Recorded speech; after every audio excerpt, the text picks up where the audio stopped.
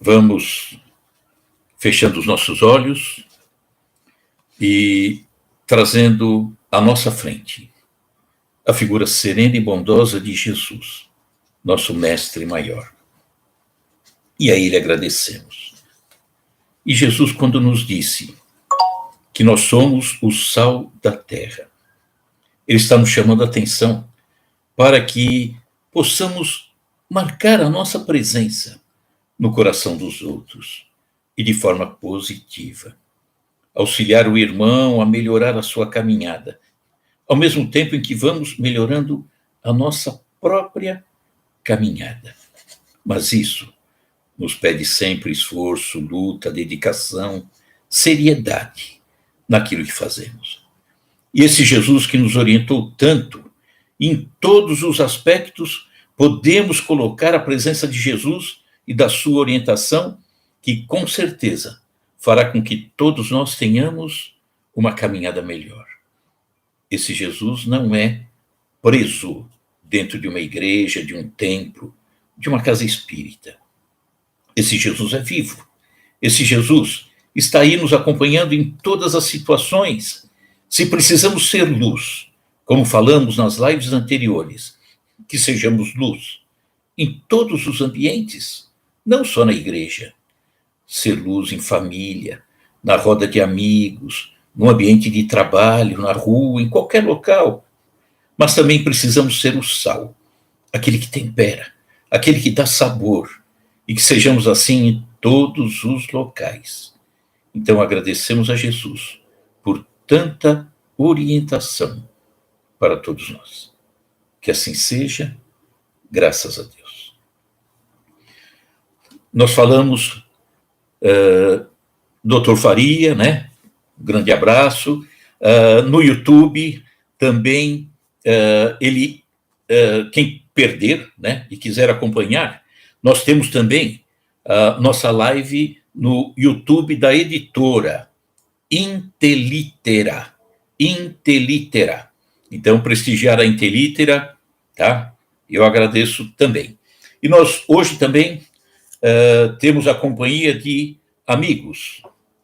Está sendo retransmitido para amigos do CEP, lá de Ibiá, Minas Gerais, Rádio Sementes de Amor, de Campo Grande, Mato Grosso do Sul, Rádio Nova Luz, de Catalão, Goiás, Coromandel Espírita, da cidade de Coromandel, também em Minas Gerais, a Rede Doutrina, do Rio de Janeiro, Sintonia Maior, de Ituiutaba, Minas Gerais também, e Estação da Luz, do Rio Grande do Norte. Então, vamos começar falando sobre o sal da terra. Mas recordando um pouquinho, falamos em lives anteriores sobre a luz, a candeia, que nós precisamos ser a luz. Ser a luz, como o mestre falou, seja a luz, acenda a candeia, seja uma referência para os outros. Não aquela referência para ser admirada, mas aquela referência na qual o irmão se espelha naquilo que você faz. Olha a importância, então. Se somos exemplos, temos que ser os melhores exemplos. E estamos todos nós buscando cada vez mais uma luz cada vez mais intensa. É o nosso objetivo. A luz nossa ainda pequenininha, mas aumentando sempre. Toda vez que estamos nos dedicando a um novo aprendizado, a uma nova busca. Fomos criados simples e ignorantes. Portanto, sem conhecimento, sem qualidade, mas rumando para o infinito, rumando para a perfeição. E é isso que estamos fazendo. Nesse rumo, na direção da perfeição, vamos angariando ao longo do caminho luz. E seria ótimo se conseguíssemos essa luz cada vez mais intensa e buscando cada vez de uma forma mais decidida, para que essa luz se instalasse em nós. Nós vimos que, infelizmente, muitas pessoas imaginam que alcançaram a luz e param, estacionam, não vão adiante. Eu já conheço. Não conhecemos, não. Nós temos que ir na direção do infinito. E o ensinamento de Jesus, ele não tem limite. Ele vai aumentando cada vez mais. Então eu preciso ir buscar cada vez mais um maior entendimento. Quando eu paro, estaciono e acredito que já conquistei a luz, não conquistei. Muitas vezes nos enganamos com relação à luz. Então dizem que muitas vezes a luz não está onde a maioria imagina que ela esteja. Não. Temos que buscar com decisão, raciocinando, avaliando, buscando, entendendo cada vez mais, não aceitar aquilo que me disseram que é luz apenas porque me disseram. Não. Olha, ali é luz. Deixa eu ver se é verdade. Deixa eu ver se no meu coração isso eu consigo aceitar. Porque ninguém impõe para ninguém. Não deve impor, não. E nem quero aceitar aquilo que alguém me imponha. Eu quero raciocinar. Eu quero buscar, quero estudar. Então, daí a necessidade de estarmos cada vez mais empenhados nessa busca. Então, entender que nunca alcançamos o total saber. Pelo contrário, ainda estamos tão longe. Falamos também nas lives anteriores, ou na anterior, na última, que os olhos são a candeia do corpo, ou a candeia da alma. Normalmente, um espírito equilibrado, um espírito bem já melhorado, ajeitadinho, perceba o olhar dessa pessoa. É um olhar sereno, tranquilo. Agora observe o olhar de um irmão que ainda não encontrou o caminho, um irmão que assassina, que comete absurdos. Olhe o olhar dele, como o olhar mostra aquilo que está aqui dentro, como o olhar demonstra a qualidade daquele espírito ainda, que vai melhorar também, porque todos estamos caminhando para a perfeição. Inclusive esses irmãos que estão abaixo, que a gente entende que, olha, não aprenderam ainda, precisam aprender, então eles precisam exatamente da candeia. Que sejamos, então, a candeia na vida deles, a luz na vida deles, para que eles possam parar e ver que há uma saída, há uma forma melhor de viver. Por isso Jesus disse, a sua candeia, quando iluminada, coloca no alto, não deixe embaixo, porque colocar a candeia debaixo da mesa, esse irmão não vai enxergar. Veja a luz, quando nós temos na nossa casa, acendemos a luz, é no alto, porque senão de nada adianta. Então que sejamos aquela candeia viva, aquela candeia que mostra o caminho para esses irmãos. Mas o tema de hoje é apoiado naquilo que está em Mateus, Evangelho de Mateus, capítulo 5, versículos 13 e 14. Jesus disse assim, vós sois o sal da terra. Na semana passada, eu dei essa indicação, Mateus, capítulo 5, versículos 13 a 14, para que vocês dessem uma lida, né? Espero que tenham lido. E espero que tenham tentado tirar algum entendimento, aqueles que ainda não viram isso, tirar um entendimento do que significa isso. O que Jesus quis dizer com vocês são o sal da terra. Ele diz assim, mas se o sal se tornar insípido, sem gosto, sem nada, com que se há de restaurar-lhe o sabor? Para nada mais presta, senão para ser lançado fora e ser pisado pelos homens. Então, e agora? Entender o quê? Então, Jesus utilizou a figura do sal. Vamos voltar um pouquinho na história, há alguns milênios atrás, para chegarmos também a 2000 anos, quando Jesus esteve aqui conosco.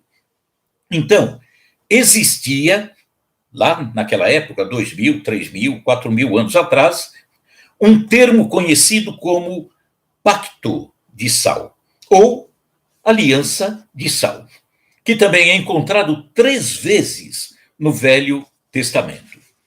Existia um ditado no Oriente Médio, há pão e sal entre nós. Há pão e sal entre nós. Que significava que um relacionamento né? Um conhecimento, uma amizade entre duas pessoas havia sido confirmada durante uma refeição. Há pão e sal entre nós. Então, estava falando que algo consolidava aquele relacionamento, aquela amizade. O sal simbolizava a vida e a natureza duradoura dessa aliança. Na Bíblia, lá no Velho Testamento, essa frase se referia a um acordo emanado de Deus para a humanidade, cuja inviolabilidade não podia cortar nunca. Era simbolizada pelo sal. O sal não dava, no entendimento deles, não dava essa chance de violar esse tratado. Então, modernamente, é como falamos ainda, embora muito pouco, o fio do bigode. Não, está aqui, ó, o fio de bigode foi dito, está tratado e ninguém muda. Então, era o pacto de sal. O pacto de sal era isso, não se desfaz mais. Vamos ler aqui uns trechos que estavam, os 3 trechos, que estavam lá no Velho Testamento e que representava a natureza indissolúvel da aliança entre Deus e Israel. Então, no livro de Levíticos, lá no Velho Testamento, faz parte do Pentateuco, dos 5 livros, cuja autoria foi atribuída a Moisés, dizia assim: e todas as tuas ofertas dos teus alimentos temperarás com sal, e não deixarás faltar à tua oferta de alimentos o sal da aliança do teu Deus. Em todas as tuas ofertas oferecerás sal. Então, não dava para violar esse acordo. Isso se cumpre até o final. No livro de Números, também, Moisés, capítulo 18, versículo 19, ele dizia: todas as ofertas alçadas das coisas santas que os filhos de Israel oferecerem ao Senhor, tenho dado a ti e a teus filhos e a tuas filhas contigo, por estatuto perpétuo, aliança perpétua de sal perante o Senhor. O sal sempre ali, firmando essa relação. Então, na visão deles, era aquilo que segurava uma relação. E Deus usava para com o povo de Israel a figura do sal, para fixar essa união entre eles. E a terceira vez que é mencionado no Velho Testamento está no 2º livro de Crônicas, aí já não tem nada a ver com Moisés, capítulo 13, versículo 5.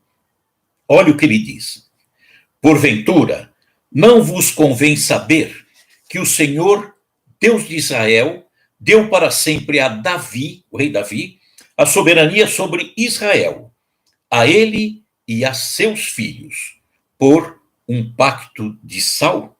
Sempre o sal fixando a união entre os dois.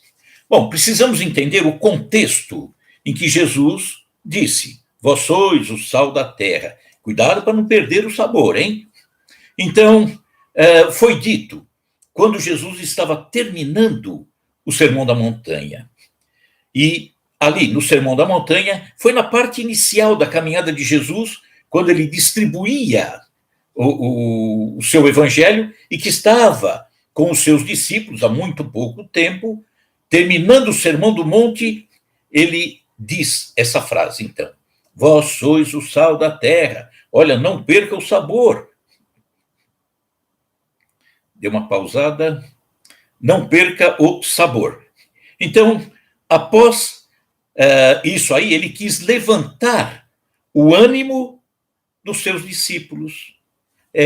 Então, ele se dirige aos discípulos para apontar-lhes as suas responsabilidades.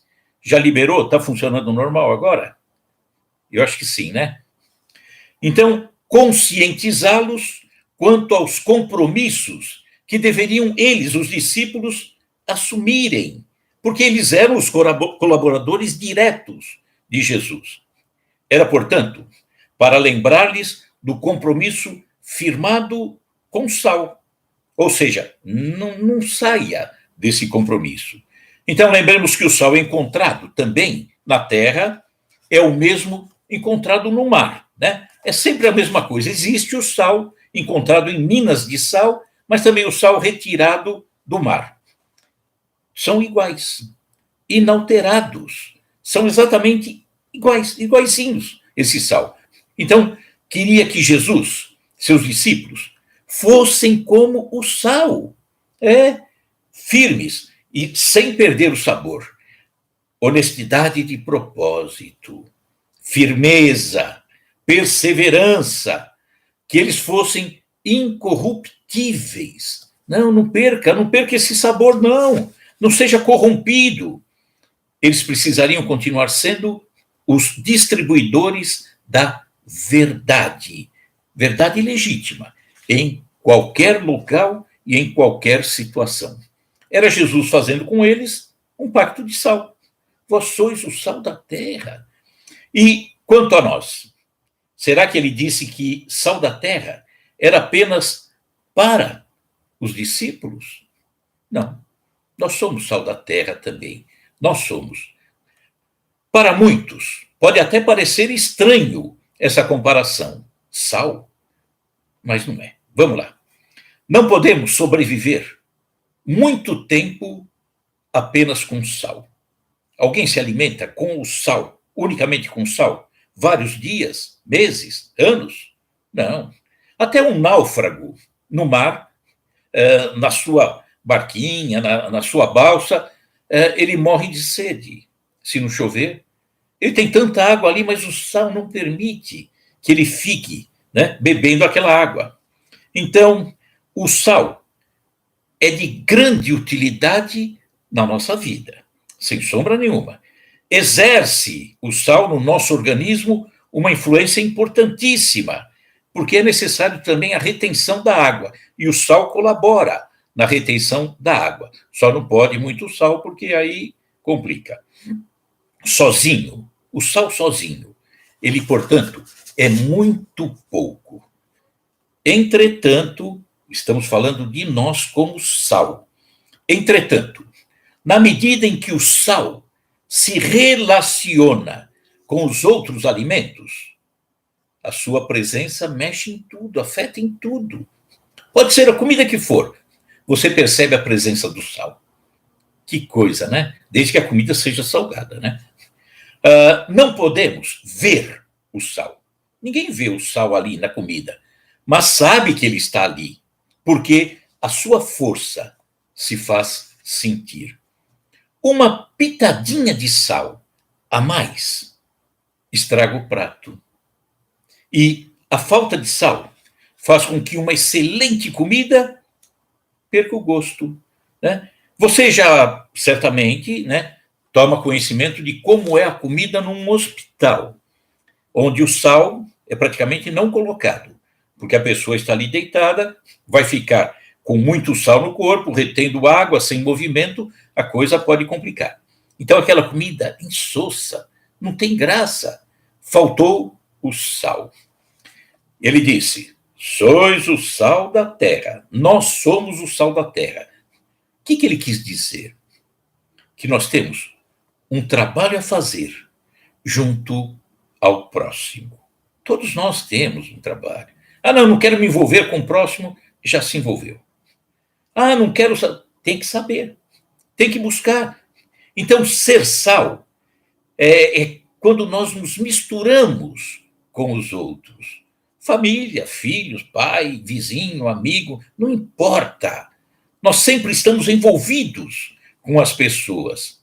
E o aprendiz dos ensinos de Jesus precisa atuar junto aos seus companheiros de jornada. São todos companheiros de jornada. Pai, a mãe, o filho, o vizinho, o amigo, companheiro de trabalho. Todos são companheiros de jornada. Portanto, como aprendizes do Evangelho, como seguidores de Jesus, precisamos nos envolver, né? Precisamos conviver, participar das dificuldades e das alegrias dos nossos irmãos. Isso é preciso que façamos.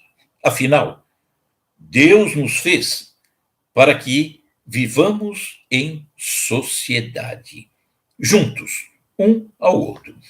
O homem deve progredir, mas sozinho, não pode fazer, porque não possui todas as faculdades necessárias para esse crescimento. Daí a necessidade de estar junto do outro, de estar convivendo com o outro, no intercâmbio. Aquilo que eu tenho, eu passo para o outro.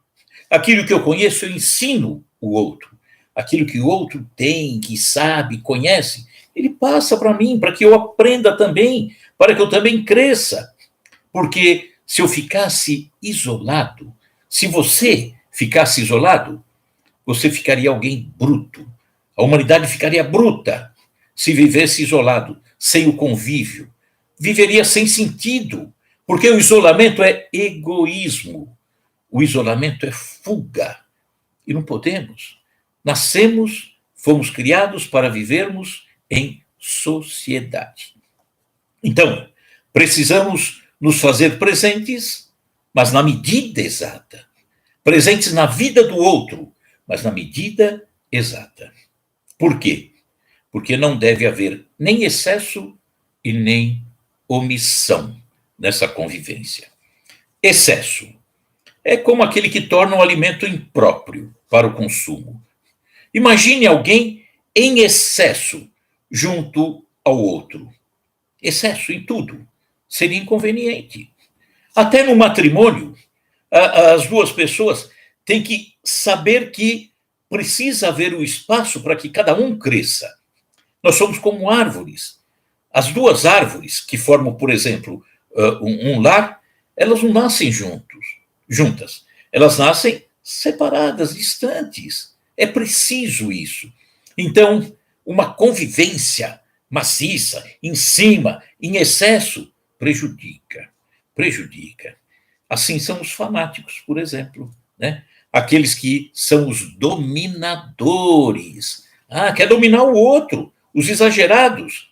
Então, quando você vive, você é o sal, mas quer viver em excesso na vida do outro, você pode estar até eliminando a iniciativa desse outro. Nós queremos passar a viver a vida dele. Eu não quero ser sal, eu quero ser uma mina de sal na vida do outro, mas o outro precisa só da quantidade exata. Se eu for em excesso na vida do outro, querer ser o sal em excesso, isso é processo obsessivo. Eu estou tomando conta do outro. Vou acabar tolhendo a liberdade alheia. Exemplo. Não sei se tem alguém que passou por isso, ou passa por isso, ou vai passar. Pais dominadores. É muito sal, às vezes, né? Sal em excesso. Eles querem, por exemplo, determinar o futuro do filho, né? Eles podem até dar à luz, e devem dar à luz aos filhos, a orientação, para que eles conheçam a vida, que tenham a oportunidade de estudo, para entenderem o que é que eles querem fazer em termos de futuro na sua vida. Mas, muitas vezes, um pai e uma mãe exageram no sal. Querem dirigir o futuro do filho. Então, tempera a vida do filho de tal forma que ele não vive. É muito sal. Então, temos que dar a luz para o filho, ou seja, a oportunidade do entendimento, para o crescimento, e o sal, para que ele possa viver a sua vida ao seu gosto, né? Isso é muito importante. E, fazendo isso, aqueles que fazem isso, nós percebemos que são aquelas árvores que dão os bons frutos. Mas vemos, infelizmente, pais que tratam seus filhos como se fossem objetos. Objeto. Meu filho vai ser médico como eu. Coitado, tudo que ele queria é ser um mecânico de automóvel. Não vai ser médico. E aí aperta tanto o menino. Ele vai estudar, se forma numa tristeza terrível, numa frustração total e acaba sendo um péssimo médico. Por quê? Porque ele queria ser mecânico de automóvel. Bom, Jesus ainda disse: E se o sal perde o sabor, perde a sua força, torna-se insípido, sem gosto, para que ele serve? Quem são essas pessoas que perdem, que não têm o sabor?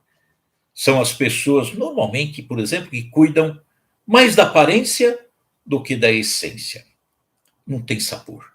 Então, fica só naquela aparência, naquele vazio.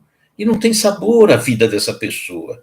A gente percebe que uma pessoa insossa, né? Como se fala. Preocupam essas pessoas, normalmente, mais em saber o que pensam dela do que exatamente aquilo que ela é. Ai, será que pensam bem? Será que eu estou bem na fita? Aquela coisa toda. São as pessoas, normalmente, que se omitem diante da situação alheia. Elas não são o sal que ajuda a temperar um pouco a vida do outro. Ajudar. São as pessoas sem a caridade.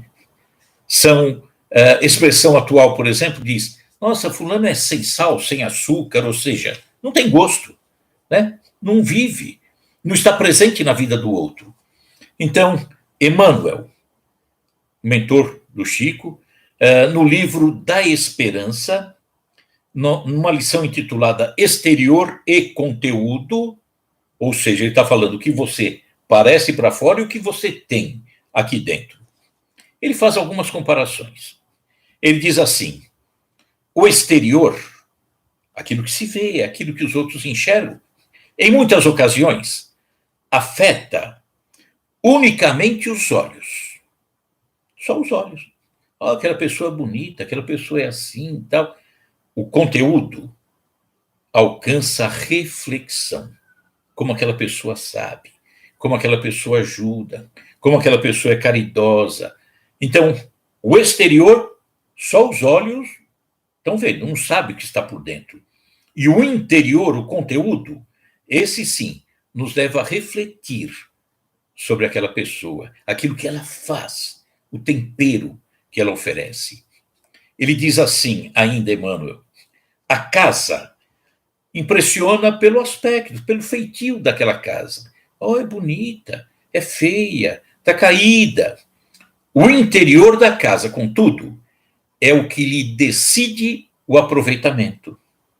O que está acontecendo dentro daquela casa? Como as pessoas vivem? É a questão da casa e do lar. Muitas vezes, uma casa extremamente bonita, no exterior, você olhando, a casa é magnífica.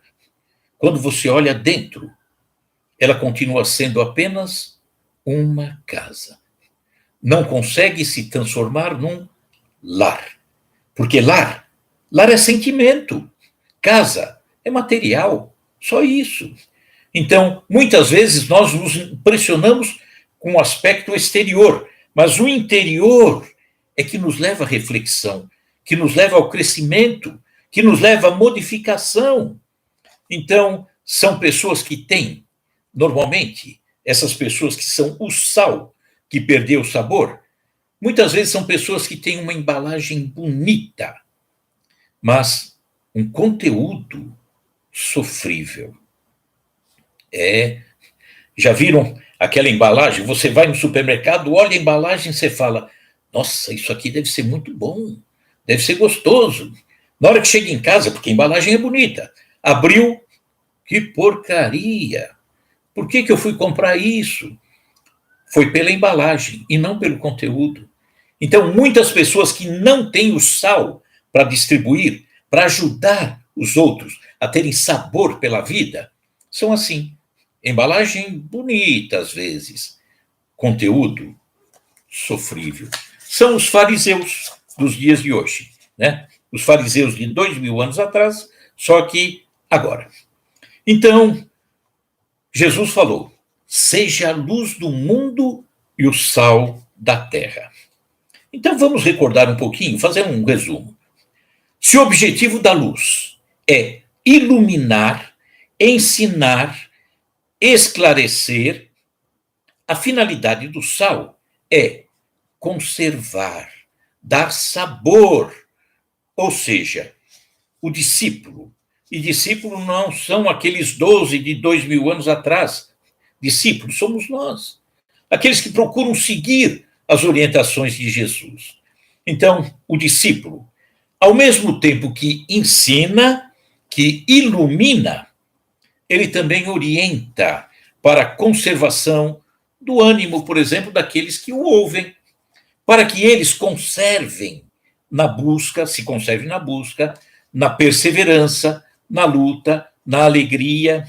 Então já começamos a perceber que o discípulo distribui a luz, mas dá um sabor para a vida do outro. Chama o outro a despertar, a se alegrar, se motivar. Ele passa o ensinamento, mas passa o sentido da vida, para que a pessoa utilize aquele ensinamento de uma forma cada vez melhor.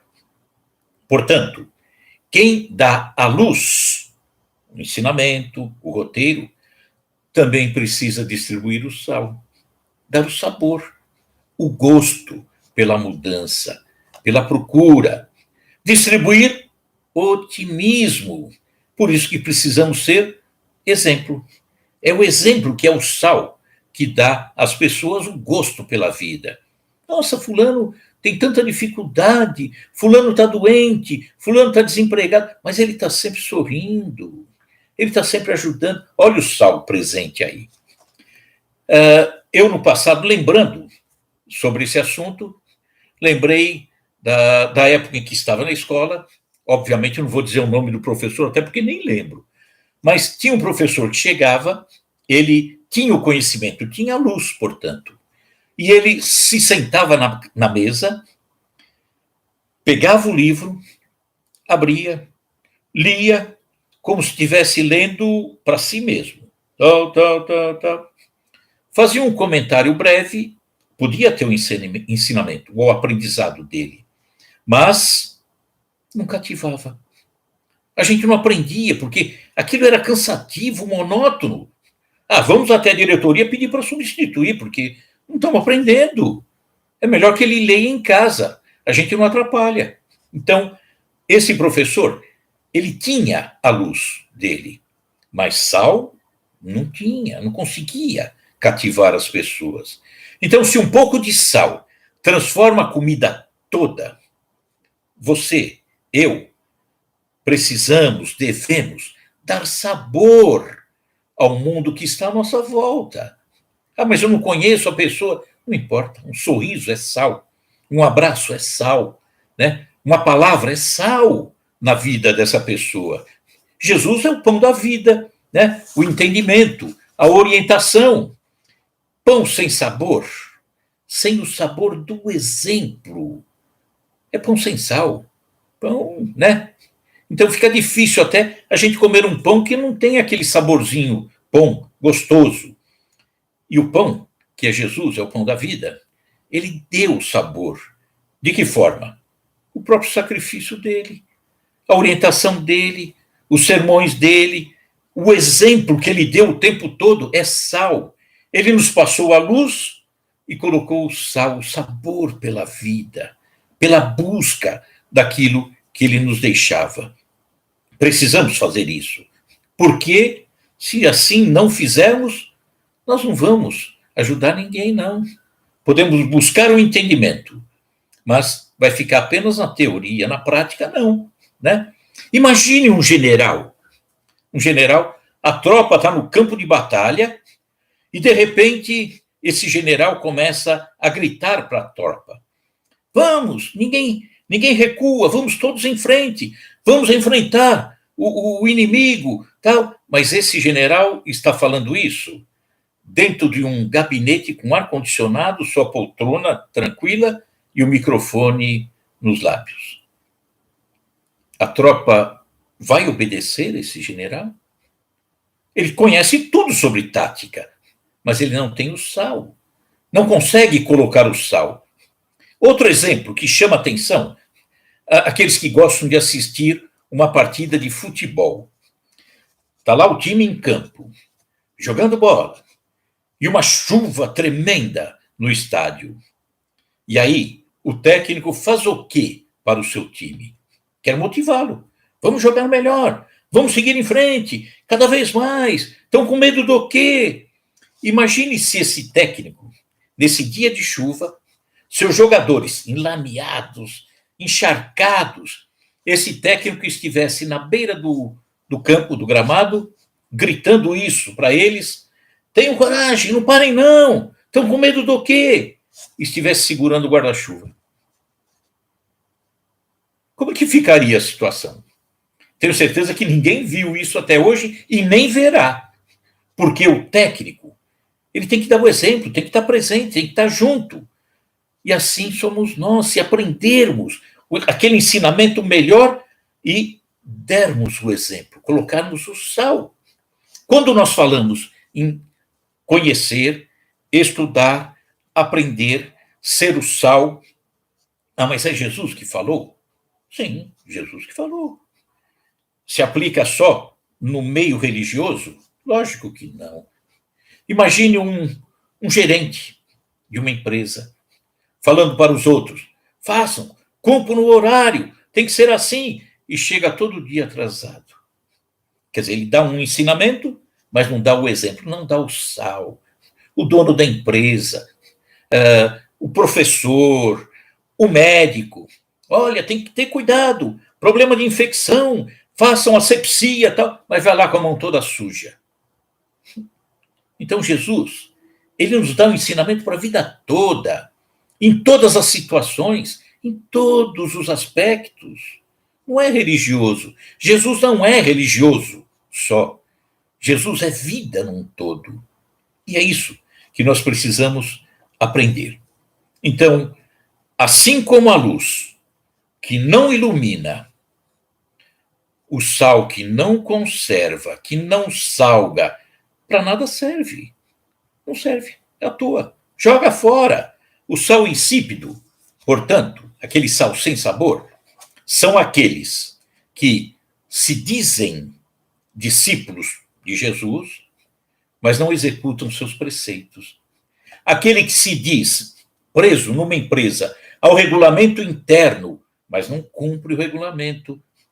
Aquele que é professor, que prometeu fazer o melhor possível pelos seus alunos, mas que na hora não faz. Então aí é um sal que perdeu totalmente o seu sabor. Perdeu o sabor. Aquele sal que perdeu o sentido são aqueles que não desempenham a tarefa que lhes está confiada. Não distribuem a luz, né? Não distribuindo a luz, não dão também sabor ao próximo, à vida do próximo. São aqueles que se deixam contaminar pelos interesses inferiores. Sabe aquele que trabalha, tem lá um vínculo empregatício, recebe o seu salário regularmente, mas de repente ele chega, senta na sua mesa e nada faz? Ele é sal? Não, perdeu o sabor. Ele até pode conhecer o regulamento, pode até conhecer a profissão, mas ele não agrega nada, não dá sabor. Mesma coisa na parte religiosa. Vamos orientar um irmão, vamos dar a ele um sentido para a sua vida, tal, mas se ele olha o meu comportamento, vai dizer: puxa vida, esse sujeito é assim? Então estou distribuindo valor, coisa nenhuma. Sabor, coisa nenhuma. Distribuir, então, a luz e o sal é necessário em todos os ambientes. E talvez você se pergunte, a gente falando disso, né? Vamos distribuir sal, ou seja, o exemplo, a palavra, o sorriso, tudo isso. Talvez alguém esteja perguntando: será que eu consigo? Será que eu tenho capacidade? Sou tão pequeno. Nem eu mesmo acredito em mim. Será que tem alguém falando isso? Se está falando, presta atenção nessa historinha que nós vamos contar. Uma historinha que nos diz que nós somos joias preciosas, mas interiormente nos imaginamos bijuterias. Somos joias preciosas, mas achamos que somos bijuterias. Não tem nada a ver com música sertaneja, né? Não é isso, não. Então, uma história que diz que um rapazinho que se sentia bijuteria. Ele estava sempre para baixo, eu não consigo nada, ninguém me ajuda, olha como eu sofro, eu sou 5 zeros à esquerda. E aí, de repente, ele ouve falar que existia um sábio. Eu vou até esse sábio, quem sabe ele me ajuda, porque eu sou tão nada. E aí ele chega no sábio e fala: sábio, eu estou precisando de ajuda. Qual é o teu problema, jovem? Olha, eu sou tão pequeno, eu não sei fazer nada, eu não consigo convencer ninguém de nada, eu sou uma porcaria, né? Vai falando, falando. Eu queria que o senhor me ajudasse. E aí o sábio diz: olha, eu vou te ajudar, mas eu vou fazer uma coisa antes. Antes de te ajudar, eu vou te pedir um favor, tá? Eu tenho aqui um anel, esse anel de ouro. Eu queria vender esse anel. Você pode fazer isso para mim? Não sei, sabe? Ir até a cidade, procura alguém que queira comprar. Eu não sei se posso. Olha o otimismo dele, né? Olha, faz o seguinte, rapazinho. Meu cavalo está aqui, né? Ao lado aqui de casa. Toma o anel, vá até a cidade e busque em todos os locais, vê se você consegue vender. Mas olhem, não me venda esse anel por menos de 5 moedas de ouro. Mas não sei. Vai procurar lá na cidade. Vê se alguém compra. 5 moedas de ouro, hein? Senão não vende. O rapazinho foi. Passado algum tempo, ele voltou. Sábio, complicado. Eu falei que eu não ia conseguir. Mas por quê? O que aconteceu? Olha, um me ofereceu um copo de prata. Outro me ofereceu 10 moedas de cobre. Mas ninguém me ofereceu 5 moedas de ouro. Bom, para quem você ofereceu? Eu ofereci para o dono da mercearia, ofereci para a pessoa que conserta a carroça, eu ofereci para a pessoa que é dentista, e ninguém quis comprar. Ninguém deu valor nenhum no seu anel. Tá. Então faz o seguinte, pega esse anel, vá até a casa do ourives. Ourives? É aquele que mexe com joias. Vá lá, pergunta para ele quanto ele pagaria por esse anel. Só que não venda, porque já não quero vender mais. Ele pegou o anel, foi até a casa do ourives e voltou todo entusiasmado.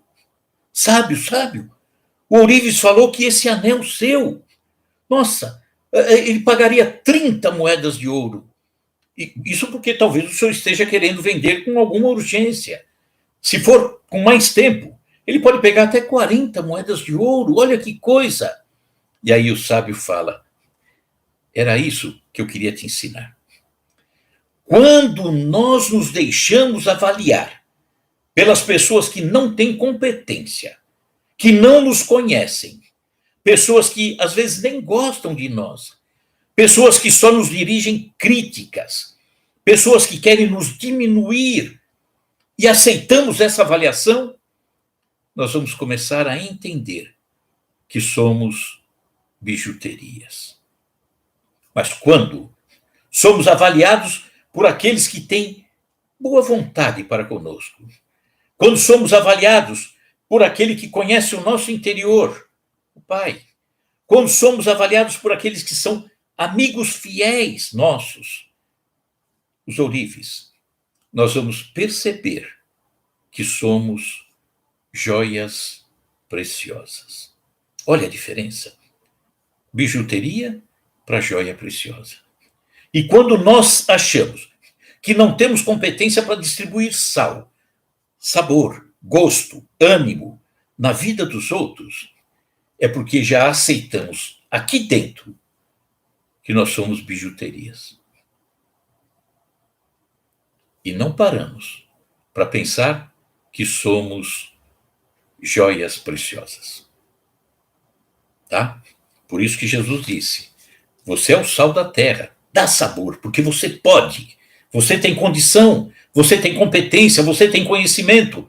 Ah, mas eu nunca estudei muito. Não tem problema, você sorri, dá um sorriso, você abraça, dê um abraço, ofereça um carinho, ofereça uma palavra. Oi, tudo bem? Você está caído, deixa eu te ajudar. Pronto, você distribuiu o sal. Vamos fazer isso? Dá para fazer, tá? Então, um grande abraço. Estou vendo aqui Áurea Federici. Quem mais aqui? Paulo Barreto, Paulo Serrato. Paulo Serrato. Ah, o Paulinho da Casa do Caminho. Um abraço. Um abraço. Alceia. Tá? Olha, um grande abraço a todos vocês. Edi apareceu aí. Osiel Carvalho. Né? Então, uma grande alegria estarmos juntos e entendendo que Jesus sempre nos mostra o melhor caminho. A gente é que precisa descobrir. A gente é que precisa trabalhar. Porque o mapa mostrando o melhor caminho não cai do céu. E se cair, eu também posso começar a procurar atalhos e não seguir o caminho. Então, vamos nos esforçar. Dedicação, perseverança, seriedade. Senão, letra morta. Não vai sair disso, tá? Fechando os nossos olhos, vamos trazer à nossa frente a figura serena e bondosa de Jesus, o nosso mestre maior. Obrigado, Jesus. Obrigado pelos ensinamentos que você nos deixa. Obrigado, Jesus, por nos mostrar que precisamos ser o sal, mas o sal com sabor, aquele sal que ajuda, que tempera a vida daqueles que têm a sua caminhada sem motivo, sem sabor, sem esperança, sem alegria. Que todos nós nos compenetremos desse trabalho, da nossa responsabilidade, distribuir sal na vida dos outros, distribuir aprendizado na vida dos outros. Por isso que nos disse, seja a candeia, mas seja o sal também.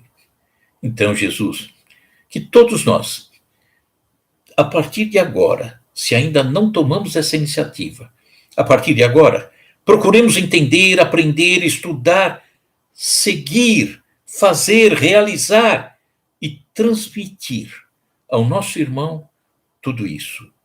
Assim seremos candeia e assim seremos o sal da terra. Que assim seja, graças a Deus. Então, novamente, gratidão, Áurea Federici, Lene Sudri, Luci Cruz, olha todo mundo aí, Sandra, tudo bom, Sandra? E que na semana que vem possamos estar juntos novamente. Só que aquilo que nós conversamos no dia de hoje e que conversamos nas lives anteriores, que a gente não deixa se perder, não deixe se perder na caminhada. Vamos estudar, vamos pensar, vamos refletir, não tenho o que fazer agora, eu vou dar uma paradinha, vou estudar. Rememora isso, procure colocar em prática. A vida, certamente, vai ter outro sabor, porque o sal estará cada vez melhor. Grande abraço a todos, Jesus no coração, álcool gel na mão.